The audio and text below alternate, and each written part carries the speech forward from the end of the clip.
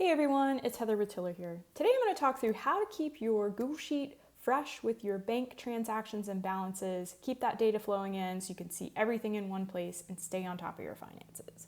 When you first link your sheet to the Tiller service and you fill in that data, you're first connect to those accounts, you can get anywhere from 30 to 90 days worth of transaction data. That's going to vary by institution, but that's generally about how much we can pull in when you first connect those accounts to Tiller.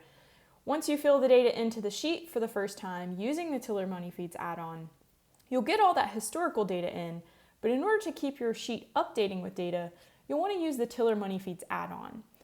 So from the add-ons menu, you can find the Tiller Money Feeds add-on and choose Launch.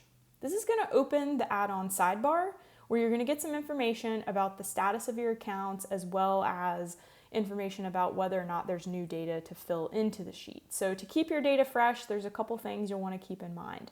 Some accounts can refresh automatically. Behind the scenes, every day we can pull bank transactions and balances. Other accounts are going to need your attention in order for us to pull the transaction and balance data. And so your connected accounts section here is where you can do that. You can refresh accounts, click on connected accounts here, and any accounts that haven't recently refreshed in the last 36 hours, which is about once a day, you can go ahead and refresh them. You'll see a blue refresh icon here. These accounts may need your attention because they need a secondary code sent via email or text message that you have to put in order for us to be able to connect to your bank to pull that latest data. So just keep that in mind. Some accounts need your attention. You can do that from connected accounts.